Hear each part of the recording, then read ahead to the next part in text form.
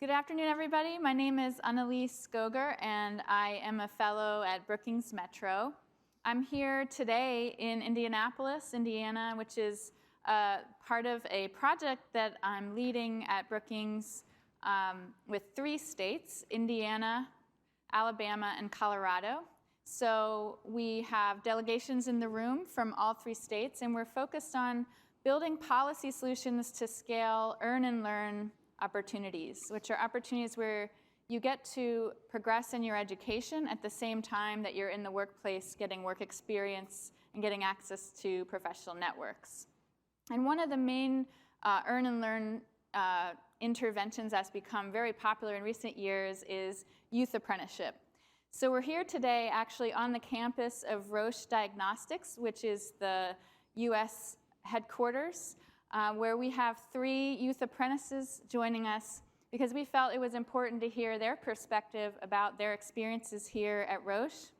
And we're really excited and grateful for both Roche and Ascend Indiana for helping to lead this visit today and coordinate this and to work with us on putting this panel together. This session is going to be recorded and shared out to the general public, so we welcome you to share it widely. I'm really excited here to bring your voices into this conversation. Earlier today, we heard a lot from employers, from state leaders in education, from people leading apprenticeship offices, about what they're doing to address what many people have defined as a big challenge moving from school to a career. So in the US, we have a history of saying just go to college, but many young people don't actually get to college or finish college, and then they're left kind of on their own trying to figure out their career and how to get a quality job. And youth apprenticeship is an interesting intervention, partly because it's an options multiplier, right? So it's not like doing a youth apprenticeship, you have to decide not to go to college. You're going to hear from these young people that it's actually a path to college, but that also gives you some exposure to the workplace while you're in high school, so that you can actually use that experience to make better decisions and figure out how college can boost your career, as opposed to going to college and then figuring out what am I going to do with my career, which a lot of young people struggle with. So it is my pleasure to introduce today the 3 apprentices that we have. We have Araceli sitting next to me, Araceli Avila Hermosillo, sorry for botching, Uriah Corey, and Kanaya Hines. They're all apprentices here. And we also, there's Evelyn Ogundare, who wanted to join us but couldn't be here. I just wanted to give a shout out to her because she's also an apprentice here at Roche. So I wanted to start by just giving you a chance to introduce yourselves. If you could just tell me a little bit about how long you've been an apprentice, where you are in high school, and what your role is here as an apprentice. What do you, not what you do every day, but just what your focus is. Want to start, Kanaya? Yeah, sure. Well, as mentioned, my name is Kanaya Hines. I am currently a senior at North Central High School. I am part of the first cohort, so that means this is my 2nd year at Roche Diagnostics, and I'm a business operations associate. I'm Uriah Corey. This is also my 2nd year with the Modern Apprenticeship program, and I'm a senior in high school at North Central High School, and I'm in the communications team at Roche Diagnostics. Hello everyone, my name is Araceli Avila. I attend Ben Davis University High School and I am a junior. When I graduate next year, I'll graduate with my high school diploma and my associate's degree in business. Right now, I am a business operational analyst for a team located at Costa Rica, and I am 8 months in. This is my 1st year in this apprenticeship. Great. So I was wondering, and maybe we'll start with you, Uriah, how did you first hear about this opportunity, and what attracted you to becoming a youth apprentice? So was it something you knew about before, or was it new? So after the youth apprentice came to North Central High School, my counselor, Mr. Newsom, contacted people who he thought would be a right fit for the program. And after he contacted me, I discussed it with my parents, and we thought it would be a good opportunity to gain professional work experience in the workforce while also in high school. Mm-hmm. How about you, Kanaya? Yeah, so I found out about it also through my counselor. He sent me an email, and I was actually cleaning up my email that day, and I ended up finding it, fortunately. And so after that, I made a meeting with him, and at that meeting, he was sitting me down, describing it to me, and I was like, yeah, I'm going to do this. What about you, Araceli? So I found out about this program last year in February through my school. So the program managers came to our school and they hosted a meeting, and I decided to attend. And here they talked about a lot of the benefits, and that's what got me into it. Was there any particular benefit that stood out to you? Like, yes, I want to do that. Yes, there was two. Number one was working on my career, so hands-on experience, and number two is working during school hours. So not having to double time, like do work after, but doing it, yeah, okay. Any other of you want to chime in about what really attracted you or what made it clear to you you wanted to do it? Yeah, I would say also you're earning and learning. So you're also getting paid, which is Getting an paid. added benefit to be able to put some of that money toward your education or toward what your career will be. What attracted me to it was that it could be a head start to my professional career after high school and college. So that's a good segue. What is your future goal, or what was it before, and how has it evolved with the apprenticeship? Being involved with Roche Diagnostics, a major pharmaceutical company, my plans after college are to study medicine, and being involved in Roche has further ensured what I want to do after high school and college. We'll get back to this career question later, but I was curious if you could just kind of unpack, for a lot of people in the U.S., youth apprenticeship is a little bit of a new concept, and trying to think about it in high school is like confusing. So how does it fit in? You have to go to class. You might want to do sports after school. Where do you find time to do the apprenticeship, and how much of your week, is spent in the workplace versus in school? Kanaya, do you want to start? Yeah, of course. So it's a big part about balance and working with your employer and your company. So I would say at the very beginning, I wasn't expecting to rearrange my schedule for school. But eventually I was talking with my counselor, I was talking with the people here, and I was able to find a good basis, a good balance of all of them. So for example, I would go through my probably 5 classes during the day, and those last 2 periods I use for the apprenticeship. And then on Mondays and Wednesdays, I might have dance practice. So I would go to dance practice. Or usually Tuesdays and Thursdays, I would stay after school and continue working. Great. Araceli? Question is just, how does your everyday look like in terms of your schedule and how you balance your school, your work, your extracurriculars, or other interests? So I work every Monday, Wednesdays, and Fridays, and like I said, I am able to leave school early. However, I do still have to get my credits in order to graduate, so I do take an online class, and this online class, I have the full semester to complete it, so that's good. Being involved in extracurriculars at the beginning of the program was tough, trying to balance and make time for everything, but my team is very flexible, and so being on the tennis team, some days I may not be able to come into work, and I may work from home virtually online and complete my work and meetings online, and other days when I'm free and I don't have tennis practice that day, I can come into the office and work from in the office.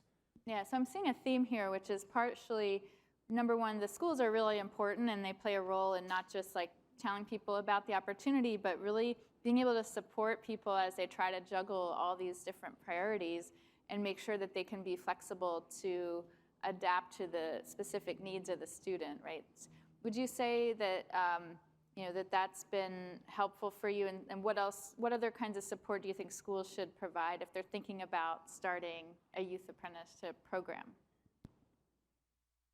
I would say that each school is different. Each schedule may be a little bit different. So it will look different at different schools. I think schools should kind of look toward where their priorities lie when it comes in terms of that student. So when I say that, like, would you rather have them have the choice of doing the classes in the morning or the afternoon? Like, how do you think that would shift depending on your school?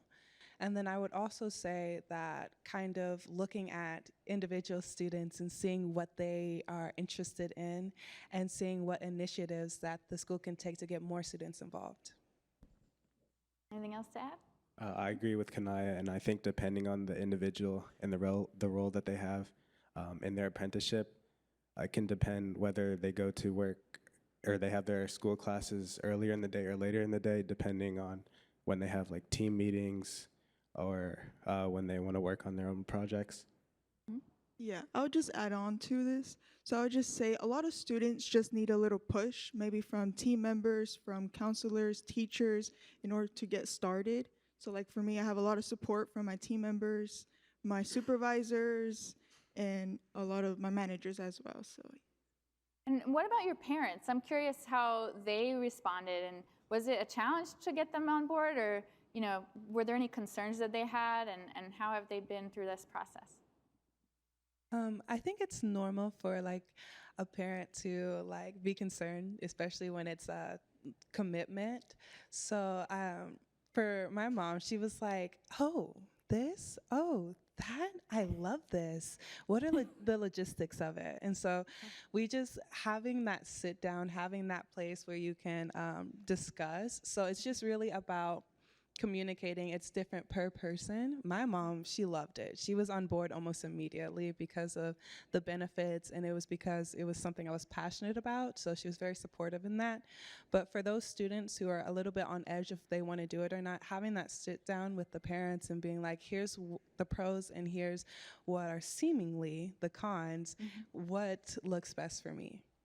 What were some of the benefits that she saw? Just curious. Yes, she saw a lot of them. A lot of the benefits that she saw were experience. That word's going to come up a lot during these apprenticeships. She saw connection. Networking is a really big one as well. She saw most of all opportunity. And she saw at my age, I was 15 when I started the program. So technically I had just turned 15, or I was 14 when I was looking into the program. So she was like, this is something that she can stick to, something that she can take with her to college. This is something that she'll be comfortable with. And she was right. So one of the things that I hear a lot is that parents might be concerned that this is an alternative to college. Like, you got to choose an apprenticeship instead of going to college. But it sounds like all three of you have plans to go to college. Is that right? Or did your parents, were they concerned at all about that question? Or what was, Araceli or Uriah, do you have any thoughts on how your parents navigated that?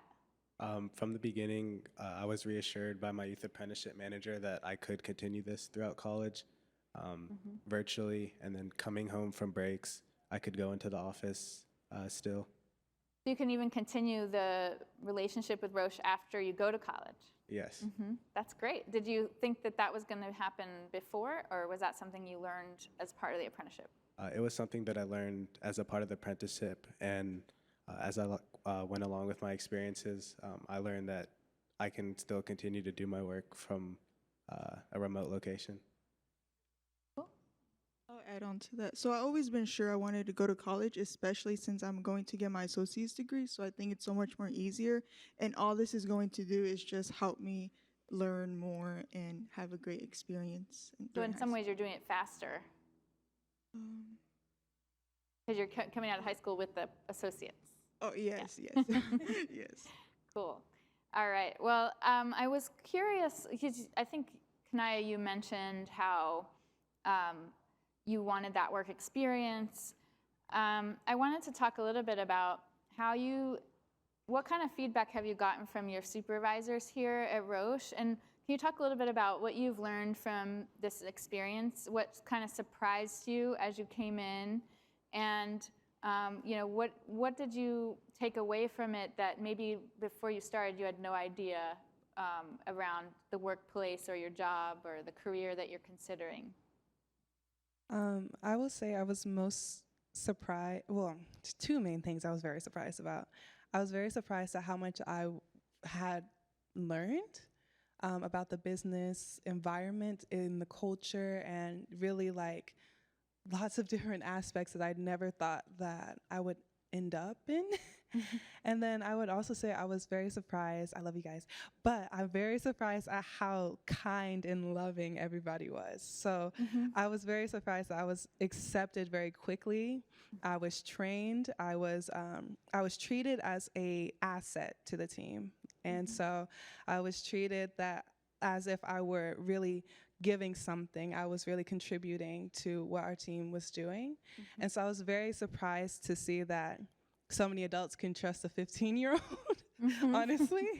And I'm really glad that they also were helping me and like lifting me up while I was pursuing my personal goals. And actually, some of the feedback that we got from the supervisors was they came into it thinking, oh, this is just a community service thing, this is a charity thing. And then they realized once the youth came that, oh, even though they're 15, they're actually adding something to my team. They're actually contributing to our organization. So it's kind of helped shift their own mindsets about the assumptions that they may have had about young people. And so I'm curious, what about you two? What have you learned from the apprenticeship that you didn't know coming in? Uriah? It surprised me how different this apprenticeship feels from school.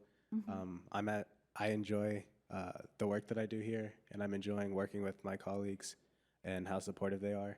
And comparison to school, I have more freedom here as well, and my work hours are more flexible.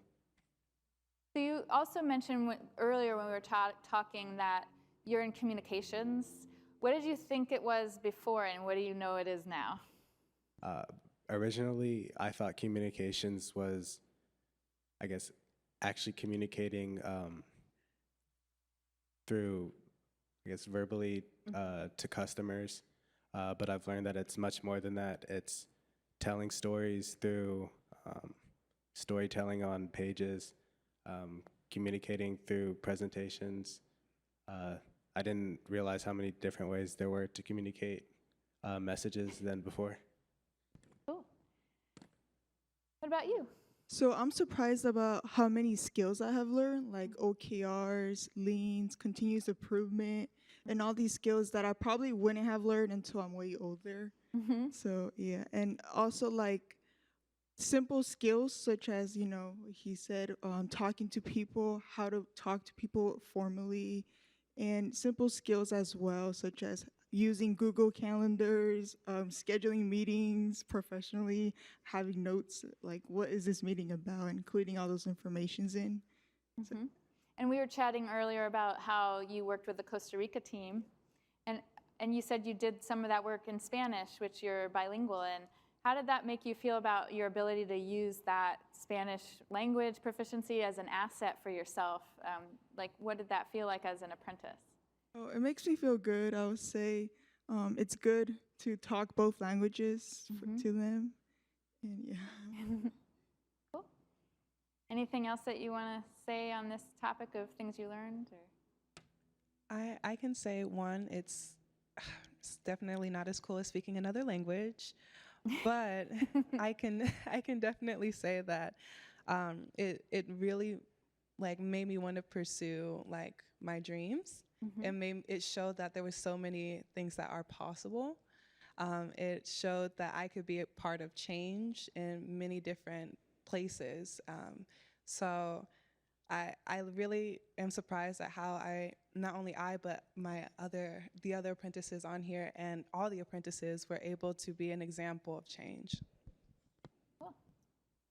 So I was curious if you mentioned a challenge earlier, Uriah, about balancing your schoolwork and your sports and everything, and how you learned some time management skills and flexibility with your school and everything that helped.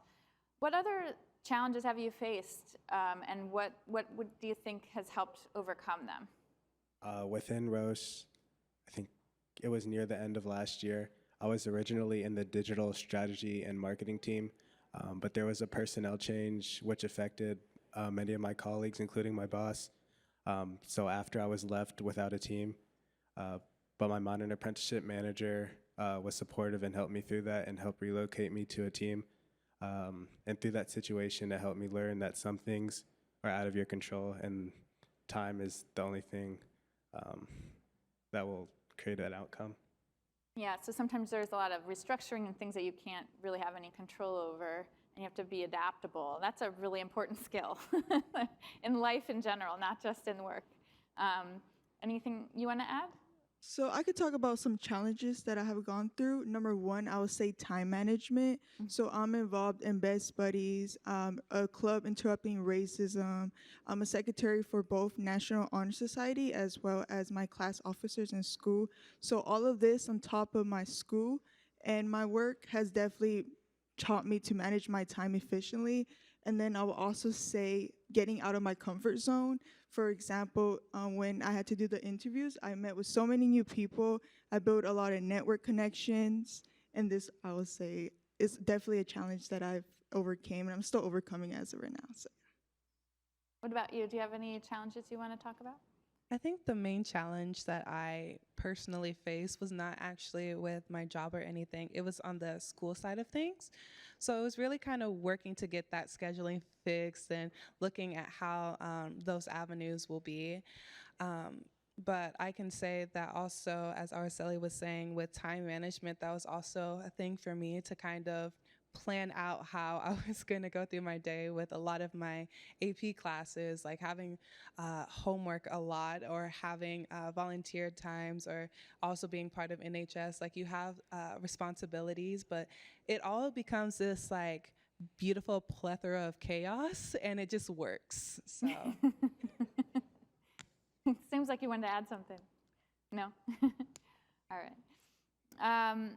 Okay, I wanted to ask, there's a lot of policymakers in the room, and there may be some watching the video later.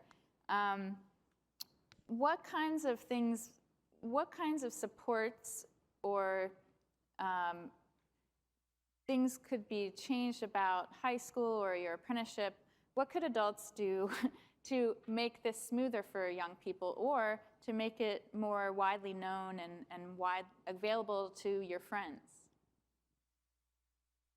I would say, there's so many awesome things. I think as the program grows, I think that the community should grow with it as well.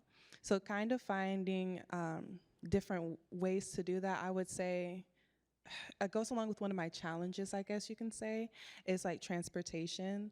So possibly getting a system put in place for transportation, including certain apprenticeships, or even hints of internships or small objectives, small, again, initiatives inside the school systems in the curriculum. So like, I know at my school we have JEL, so it's something very similar where you can kind of go with your career path or something that you like. When it comes to the modern apprenticeship, that's within putting it during the school day, and like finding programs that are like this that can really show students their options. Because what if you never saw that email, right? Do you have anything to add? I think that making the program more known to students in high school would be very beneficial. I know that a lot of my friends were unaware of this program, and so when I told them about it, they were interested, and I feel like that they wanted to do it as well. So like spreading awareness of this program, and maybe helping students complete their resumes, even do practice mock interviews so the students are ready. Some preparation. Yeah, and I'm curious, if you were going to sell this to your peers, your friends, what do you think would be attractive to them? I would say everything, honestly. I think I just love how we have kind of a thing within the Modern Apprenticeship Program called YAC, which is the Youth Apprenticeship Council, which I'm a part of. And it's to make sure that the apprentices have their voices heard. So it's not something that you're kind of like, you're signing up and people determine what happens to you. You kind of determine what happens to yourself within the program. And I really like, and I think it will show that their voices are heard. you are getting paid, which is awesome, and you are getting those experiences which you wouldn't have gotten outside of this. As Uriah was saying, it's not well known. It's not something that students can take advantage of super quickly, or they can, but they just don't know it's there.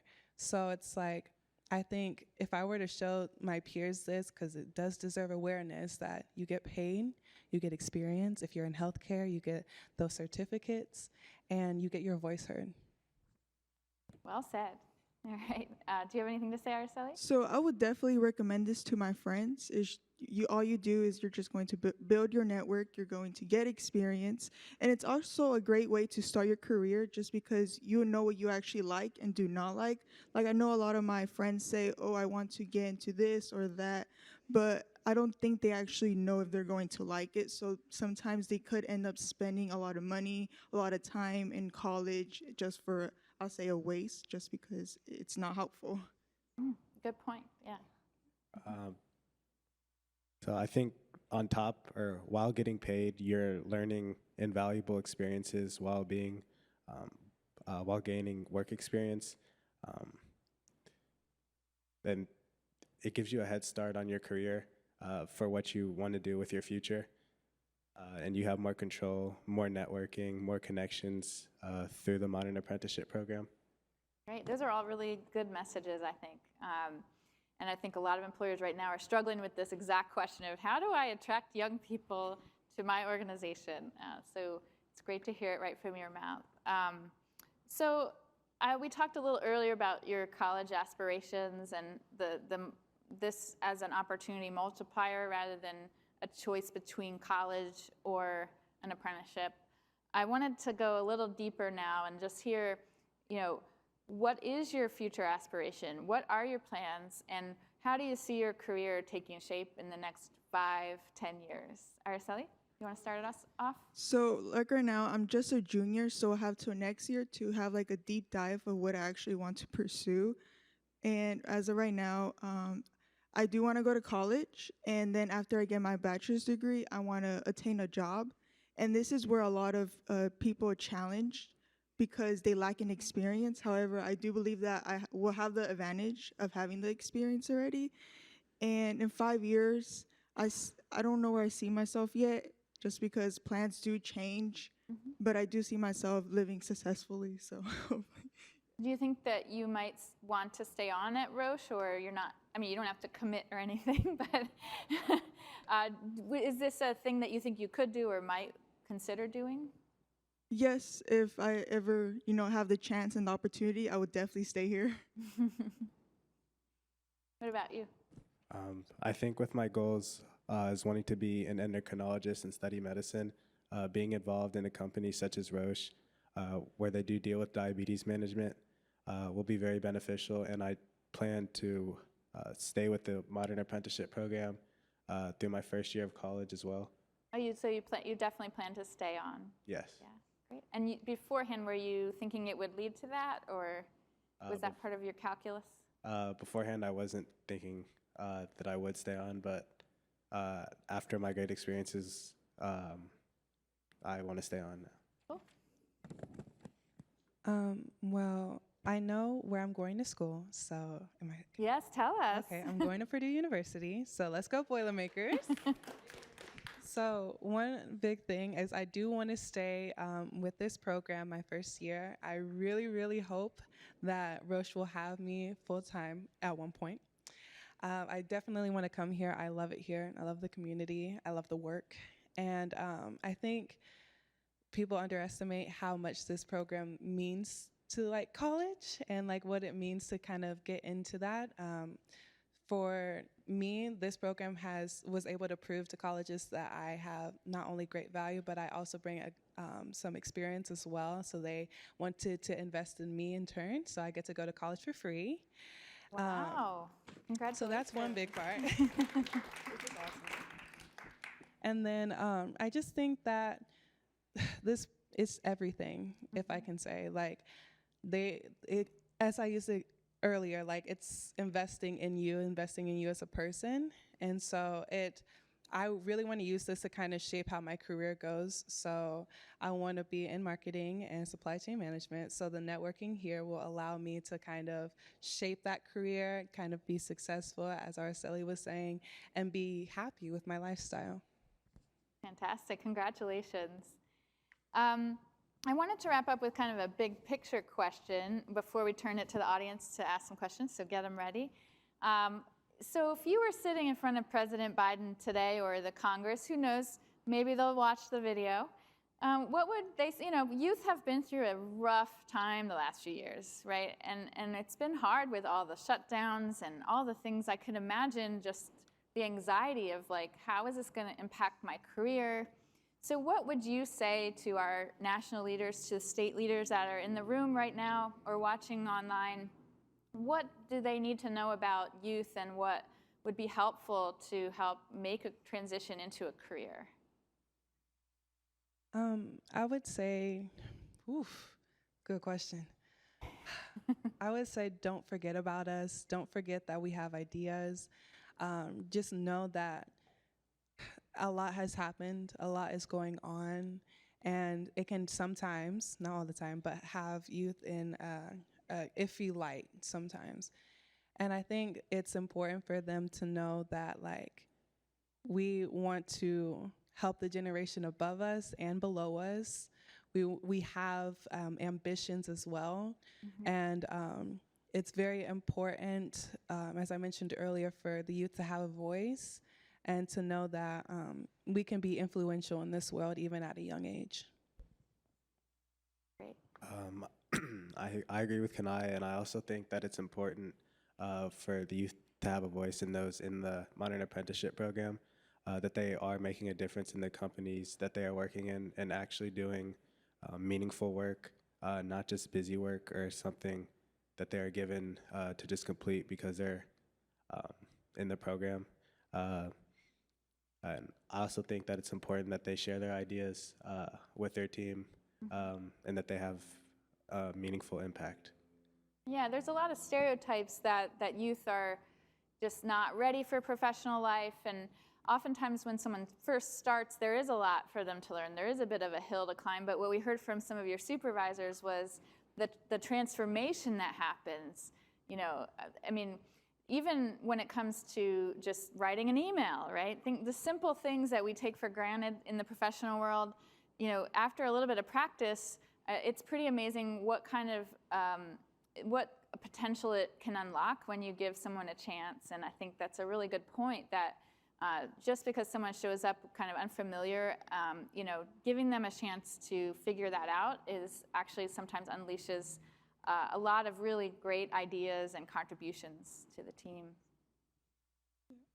Okay, so I advocate for the youth a lot. I attended a lot of workshops like Interrupting Racism for Children, and I do see hopefully change in the future.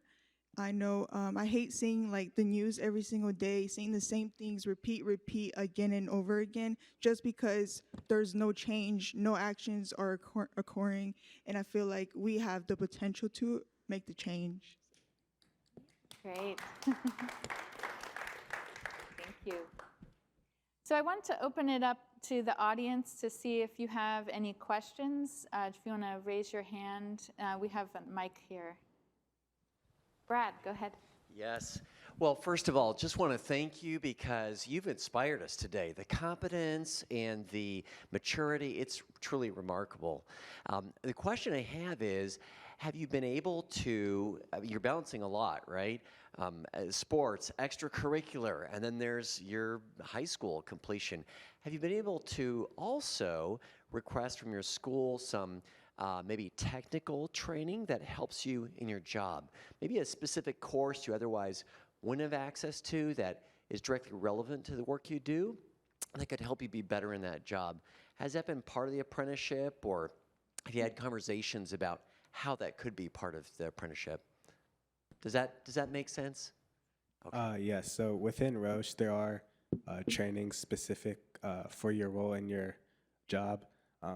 So for example, in my communications team, I work with social media, I guess a large amount, and there are trainings required to do before I can access social media or use it in general?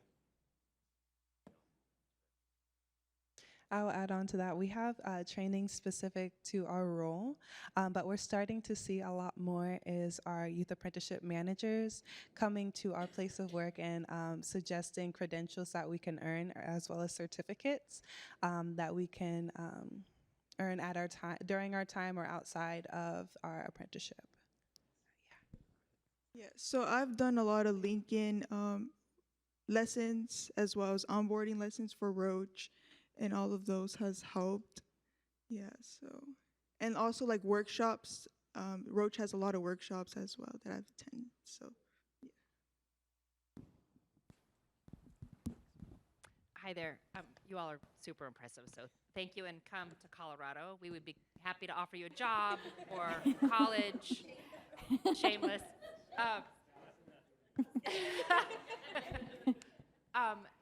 You mentioned certifications or other credentials that you've earned. Have you worked with any institutions to get credit for those?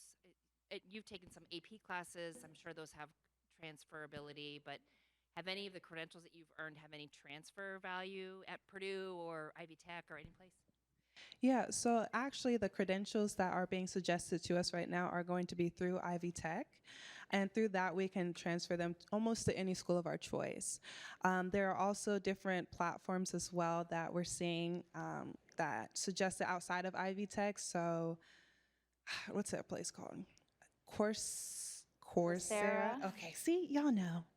So yeah, those can be like attached to us, so not necessarily like a credit or anything like that, but it wouldn't hurt to have a credential on your resume or say like, oh, I'm job ready, like I have experience, here's the proof of that. And actually, to clarify, Ivy Tech is the community college system here in Indiana, and we just learned this morning that there's a requirement that any credits earned in Ivy Tech can transfer to other public universities in Indiana. So that's a policy issue that Indiana has in place that not all states have. So that's really useful for when you want to get some credit. Like Kanaya said, even if the trainings don't directly, or if the credits don't directly transfer over, they're trainings that stay with us and that we can universally use in many situations and in the future. So I attend Ben Davis University High School, and this school works with the Vincent's University, so that's why I'm going to receive my associate's degree. So all the credits that I'm earning right now are just high school. They're dual credits, actually. So yeah. Great question. Did you have a question?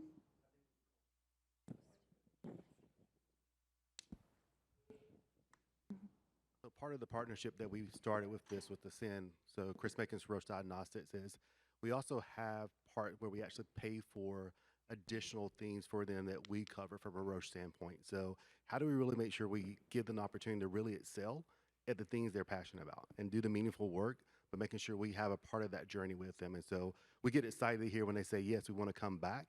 We want you to come back. We want you to feel like this is the right place for you. But as we all know, this is opportunities for them to explore us as for us to explore them. And so we really appreciate this partnership with the SIN and really giving us a different way to look at talent. We all going to be in different situations where our demographics are going to change. We have the baby boomers that will be saying, hey, it's time for me to leave, and we got to figure out where that next group of talented individuals will come from.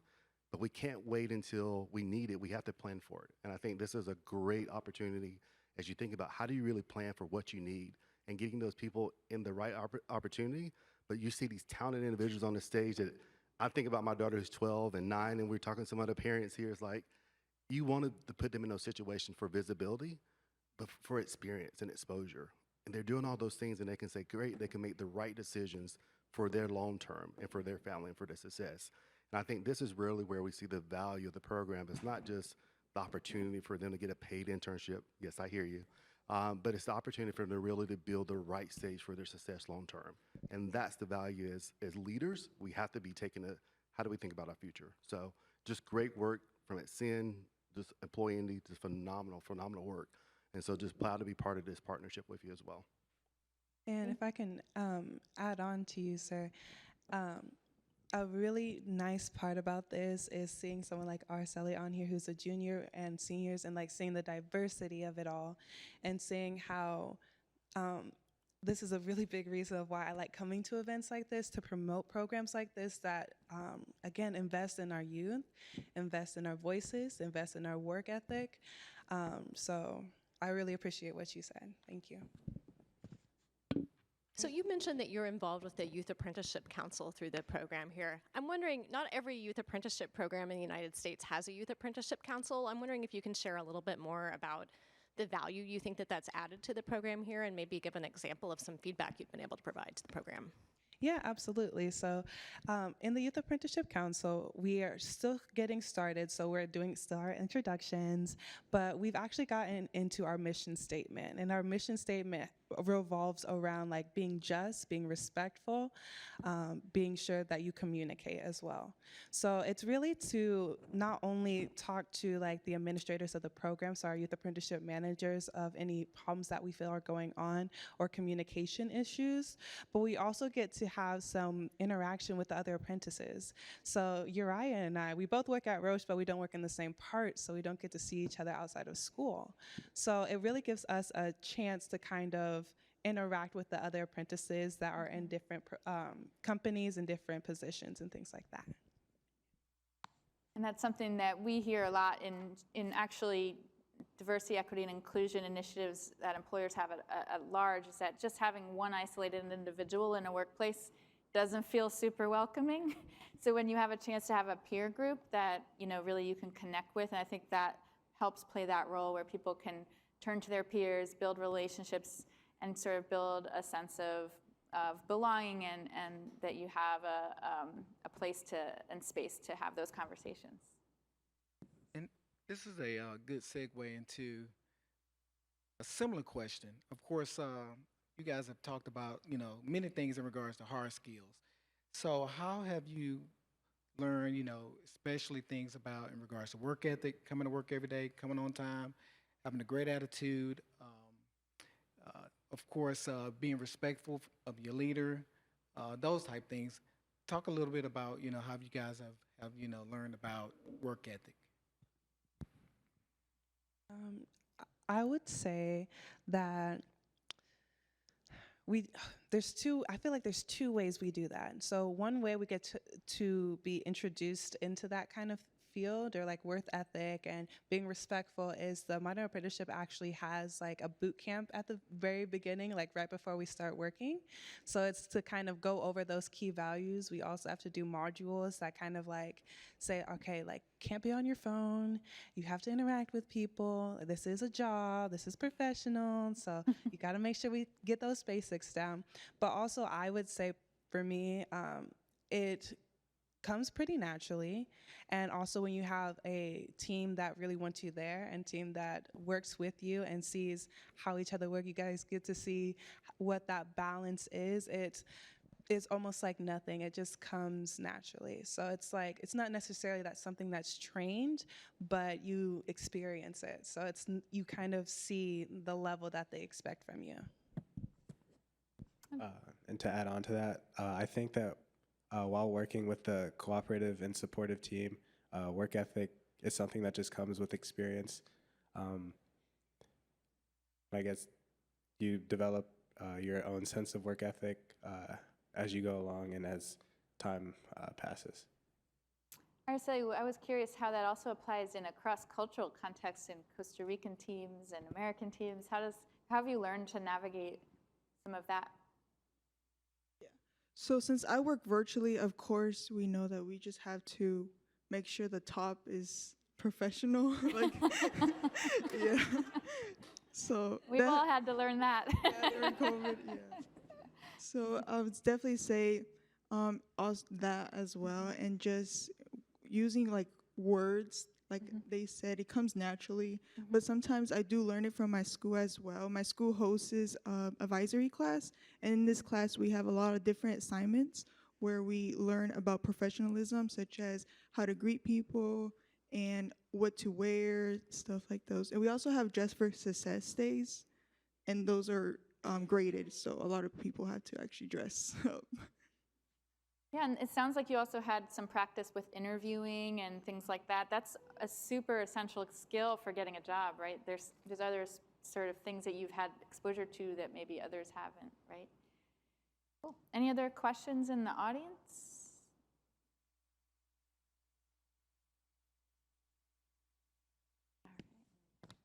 Do you have any questions for each other? Yeah. So, especially for Araceli, because I know you're a junior, so the process was a little bit different. I want to know, as from my perspective as a cohort 1 student, obviously there's going to be those bumps in the road because it's the first time the program is running. So, second time around, you're getting ready to get into this program. What did that look like? Did you have someone approach you? I know you mentioned someone at your school, but did you have those youth apprenticeship managers guiding you through as well? Yes. So after I signed up, in that meeting where I found out about this program, I met with the program manager. We had a one-on-one meeting, and she actually helped straighten my resume. And shortly after, I was able to apply to different organizations and companies within my area. And then after then, I was able to commit and see what was my best offer. So you had multiple apprenticeship opportunities that you were looking at and deciding between? Yes. Oh, I have another one. You have a lot of questions. I love questions. I love answering them too. Anyways,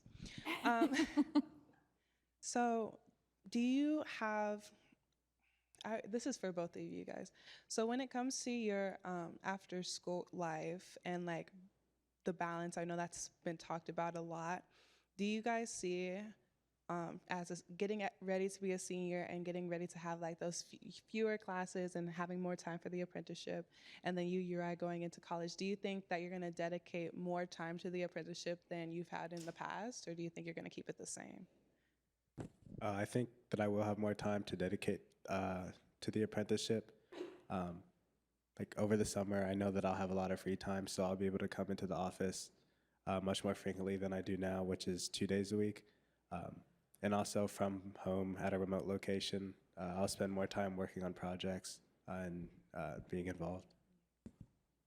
So definitely next year I'll have more time in my apprenticeship due to my hours going up, and also having more directed studies, which are just classes that are not necessary for school. So yeah. Can't wait to see out some more events. Do you have any questions, Araceli? No, I do not. I have one question for Araceli. Knowing that the rest of your team is in Costa Rica, do you ever plan to, I guess, work from the physical location in Costa Rica or visit? Yes, if they invite me. That's awesome. That would be pretty attractive, being able to make a trip to Costa Rica for your apprenticeship.